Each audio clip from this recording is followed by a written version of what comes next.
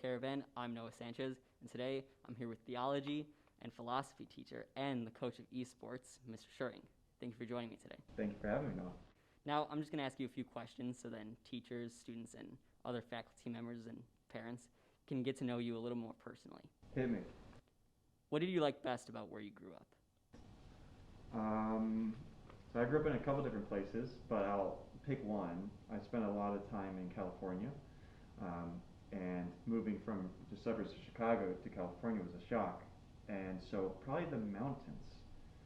We could see the mountains from our house, and you'd see it when they'd be covered with snow, and that meant time to ski and snowboard. You'd see it in the summer when there'd be forest fires. You'd see a little orange glow and stuff. But just like being in their presence all the time was very cool compared to, just seeing the flat horizon of the lake or the alleyway in Chicago. So probably the varied nature of California. What part of California? It was Southern California, a little town called Redlands, near Riverside, about an hour from LA. Okay. And just sort of west of more like Palm Springs, Joshua Tree, where the real desert starts. So. Okay. I imagine it's a lot better than around here when it comes to weather as well. Yeah, it was fantastic, but it did snow occasionally, very lightly. The town Redlands is a citrus town, and so I guess that would be the second best thing about it is that during the orange season, the whole town smelled like oranges for months. Cool. Yeah. What's your favorite vacation spot? Ooh, probably spend the most amount of time in Vermont on a yearly basis, in the mountains there and in the forests. But secondary would have to be London, where my uncles live. And so I don't get there too often, but probably London, yeah. Okay. Who's the coolest celebrity you've ever met? Ooh, probably the coolest or most famous would be,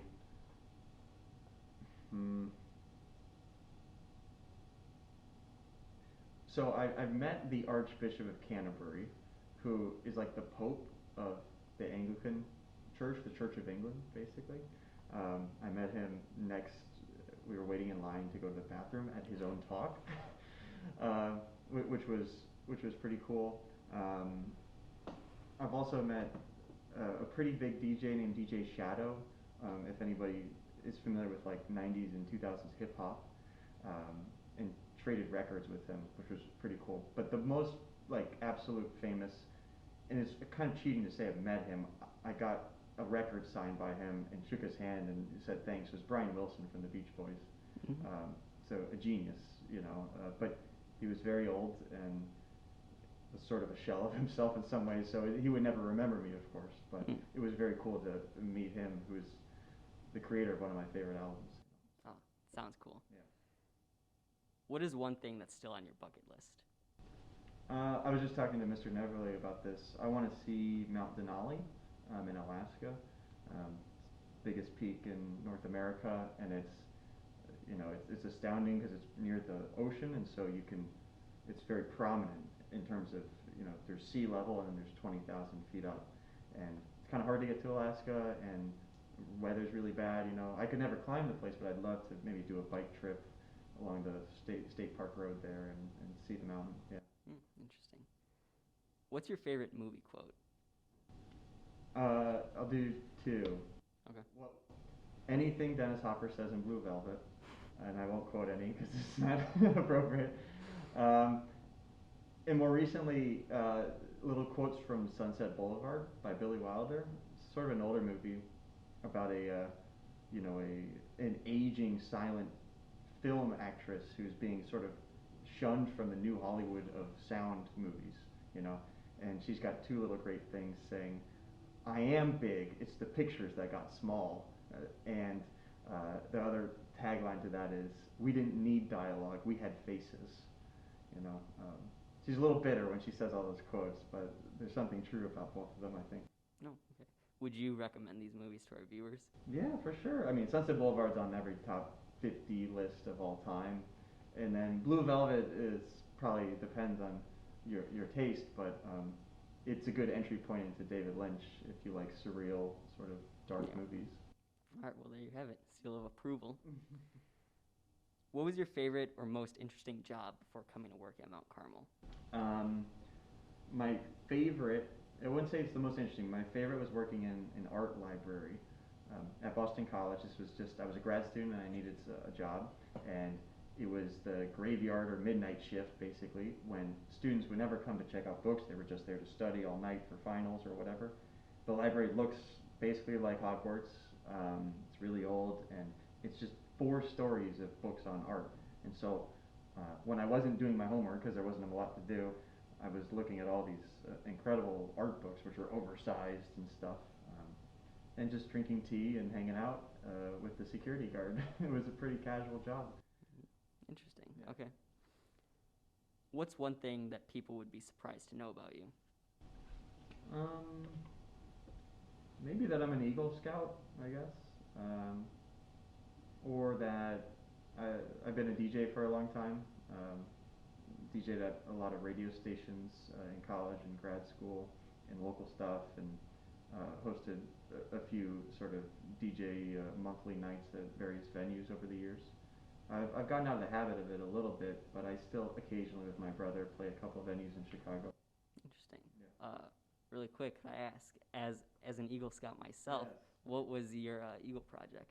I built with the help of course, the whole troop and everybody else. Eagle Project's never really a solo venture. I built you can call it a garden, but it was a really big, 10,000 square foot desert garden. This was in Arizona, with a couple walking paths in it, benches, and little tables. And it was for a church. And the idea was that it'd be a memorial garden, so parishioners or whoever could spend, buy a plant and have a plaque dedicated to somebody they'd like to remember.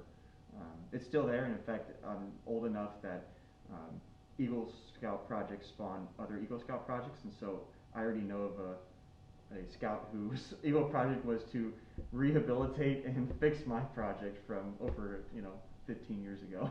So. Oh, that's really cool. Yeah, but it's still there though. That's good. Yeah. If you could have a meal with anyone, fictional, dead, alive, famous or not, who would it be? Probably alive, Martin Scorsese. Not to talk about his movies necessarily, but movies in general, because he's a huge fan of movies. And then maybe like for dead, Marcus Aurelius, well, I guess I'd have to learn how to speak Latin fluently, but one of the philosophers, Aristotle or Plato. Well, you could always just use Google Translate. Yeah, he'd freak out Sure, at that. I'm sure it wouldn't be as interesting though, but Yeah. What's your favorite song or favorite band? I'll do song. Stormy by Diana Ross, probably. And then more generally, like what I listen to a lot is the Seventh Symphony by John Sibelius, who's a Finnish composer. But yeah, both of those get a lot of play. What advice do you have for working at Mount Carmel? It's like an incoming teacher or something like that? Every day's a new day.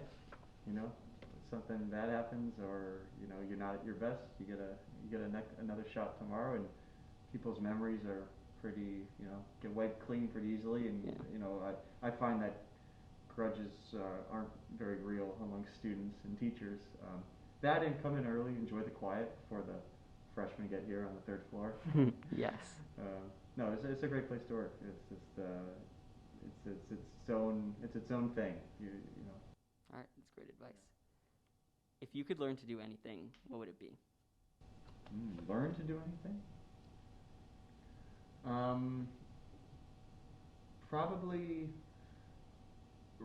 rock climb really well. I really like being in the mountains and hiking, but technical stuff, where you really need ropes and harnesses and ice axes and all that sort of stuff, that's a little scary for me.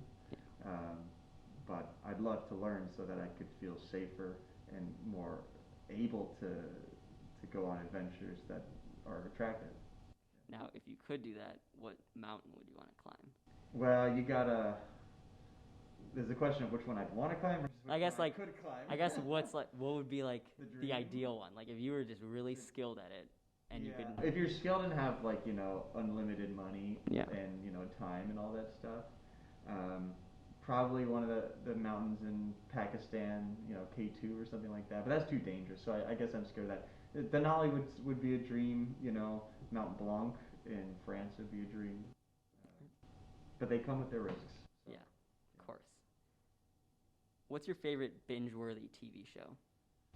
That's tough because I don't watch a ton of TV these days, but I've probably seen the most of Law and Order SVU and Criminal Intent. Actually, every variation of Law and Order. I've probably seen all those episodes multiple times.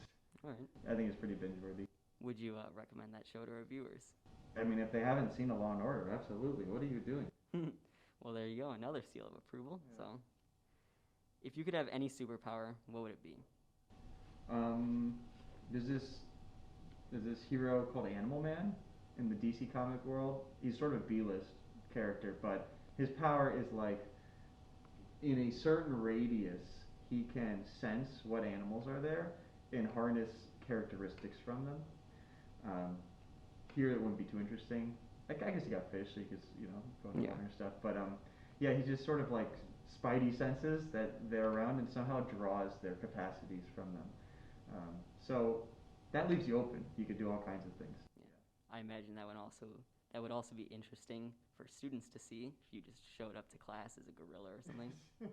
Well, it would be like I'd be as strong as a gorilla. You'd okay. Turn into the animals. Well, even that. Powers, right? Yeah. Even that would be interesting for students to see. It would certainly be surprising. Yes. All right.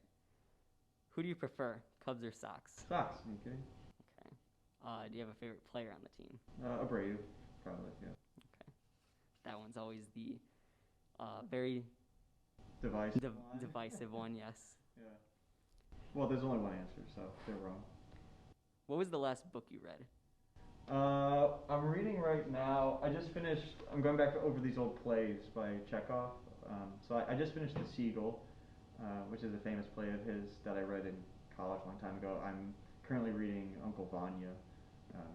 The only reason I'm reading is because I watched a movie that heavily featured this play being recreated, and so it interested me, and I was like, I think I have that on my shelf. So reading that. Okay. It's on Chekhov. Is it a good book?